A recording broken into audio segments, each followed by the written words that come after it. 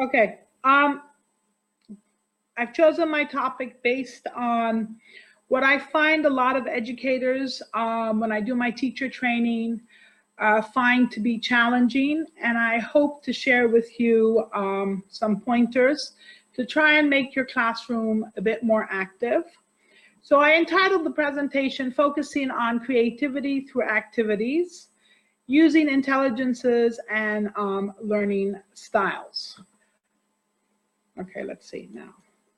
Okay, now a lot of times I'm faced with going into sessions to help educators change the types of activities they design for their students. A lot of the times we're expected to have activities designed in a way to ensure that there's a lot of active learning going on in the classroom. Now that seems pretty easy enough, but when you're dealing with classrooms that are basically set up to be more teacher-centered than learner-centered, the attempting to do something like that is a bit challenging. So I thought this would be an ideal way to discuss over the next 9 minutes what I thought you can do to help make your classrooms a bit more active. By trying to think of creating a classroom where your activities are a bit more creative, we need to think about who are we addressing in relation to that. Are we expecting our teachers to become creative, or are we expecting our teachers to make our students become more creative? So the idea of planning activities needs to be looked at from two angles. The teacher has to consider the process, the audience, and the environment. And when we're thinking about the students, we need to think of the process and the activities. And of course, we need to think of assessment. The purpose of the whole assessment, is it to be teacher-directed, peer-directed, or student-directed? Now, on that basis, the purpose of the presentation is, one, to talk about the idea of creativity. Is it something that is innate, or is it something that can be learned? Identify through what instructional methodologies that we can use to help build students with more creative outlooks, and to address this by using different cross-curricular activities to help us promote active learning within our own classrooms. And thus, that's why I entitled my presentation what I did. So if we look at teaching learning environments today, basically our teaching learning environments need to promote more learner-centered teaching. We need to get our students more engaged in terms of engaging them intellectually, behaviorally, physically, emotionally, socially. I mean, we can go on, but the whole idea is, to what degree will they be attending and creating an engaged environment for themselves with the work that the instructors are basically having them work on? Are we able to tap into their curiosity, their interest, their motivation? And we know as teachers today, we're expected to promote 21st century skills in terms of critical thinking, problem solving, research skills, creativity, teamwork, leadership. Now, as you're looking at my slides, I need to draw your attention that the slides are not, they're loaded with information. It's not supposed to be that way, but I thought the best way to do this is to put up the information so that you at any time can go back and look at it. So to move on, if we think of learning today, we are expected as instructors to draw on different learning theories. So we think of, what are the learning styles I have in my classroom? What kind of mindset do my students have? What kind of mindset do I have? We can draw on brain-based learning. We know that a lot of times our brain basically takes in the information, and based on that, there's a lot of physical changes that take place as we learn. There are those people who believe in that, but again, there are those people who disagree, but you can draw on that theory as well. By the same token, this idea of left brain, right brain, hemisphere dominance, and how does that affect learning, emotional intelligence, our new buzzword that we all expect educators to work with, and of course, multiple intelligences. So basically, if we look at things all together, what our teaching learning environments are supposed to do is integrate all this information, all these learning theories, all these buzzwords that schools throw at their educators and expect them to modify their activities for the students to become more active in the classroom. So it's a bit challenging. And that's why my solution is, if you really focus on multiple intelligences, you basically are addressing all these changes that need to happen.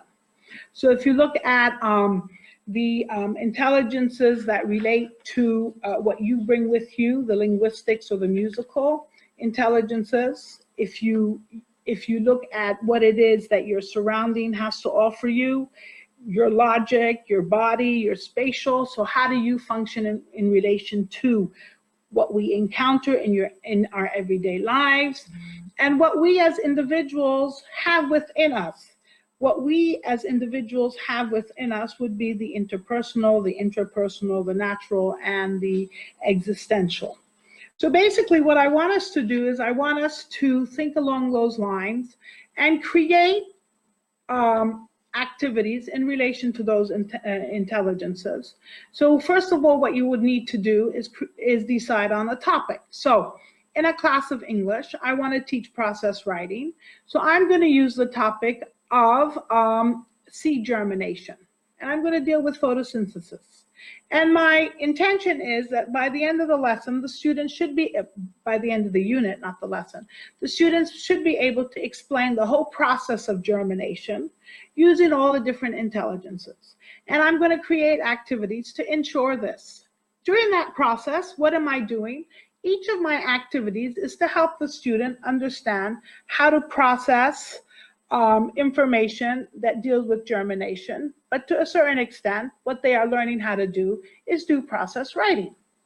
So what I'm going to do now is I'm going to create activities related to the topic of germination based on what I would do in a classroom, in an English classroom, and go through the intelligences and see how each intelligence can help the student learn the idea of process writing. So if I took the linguistics, I basically would say, I have a reading text and I want the students to read the text, and then the assignment would be describe the process of germination and introduce the needed vocabulary. If I was dealing with the logical intelligence, I would have the students create a timeline in which they would identify the steps of germination.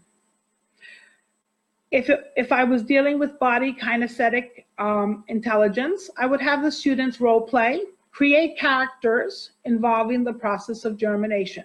So someone would be the sun, someone would be water, someone would be a seed, someone would be a root, etc., etc.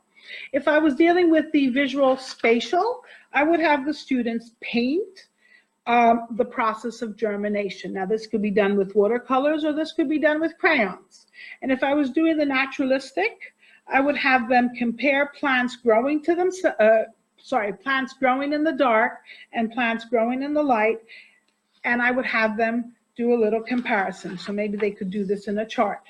If it was musical, I would have the class create a musical collage whereby different individuals would become musical sounds or instruments, and on that basis, they would then have to share.